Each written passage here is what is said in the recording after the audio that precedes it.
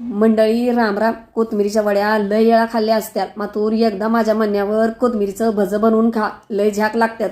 अर्धी कोथमिरीची जोडी कवळी कवळी निवडून पाण्यानं खळाखळा धुवून बारीक कापून घ्यायची. मग 15-20 हिरव्या मिरच्या, 10-12 लसणाच्या कुड्या, वाईच बडीसोप, चमचाभर जिरं मिक्सरमध्ये जाडभरड वाटून घ्यायचं, ते बी बिन पाण्याचं. कापलेल्या कोथमिरीमध्ये वाटलेला हिरवा मिरचा आणि उलीसा वावा हातानं चिरडून घालायचा. मग त्यामध्ये पाव चमचा हळद, उलीसा खायचा सोडा, पांढरं तीळ, चवीपुरतं मीठ आणि लागल तसं हरभऱ्याचं पीठ घालून पीठ मळून घ्यायचं. भज्याचं पीठ मळताना उलीसच पाणी वाटायचं आणि अजून पीठ लागलं तर ते बी घालायचं. भज्यावानी सरभरीत पीठ मळून घ्यायचं आणि यामध्ये कांदा बिंदा काय बी घालायचा नाही बघा. कढईमध्ये तेल गरम करून त्यामध्ये 10-15 भज सोडून गॅसची आज कमी अधिक करीत तळून घ्यायचं. गरम गरम कोथमिरीचे भज टमाट्याच्या सासूबर नाहीतर असंच कोरडं खाया लय झाक लागतात बघा. म्या गरम गरम भज खातीच, मातूर मला शिळ भज लय आवडतात. आणि मंडळी, कोथमीर माग व्हायच्या आधी हे कोथमिरीचं भज करून बघा आणि भज आवडलं तरच ठेंग्याचं बटन दाबा विसरू नका.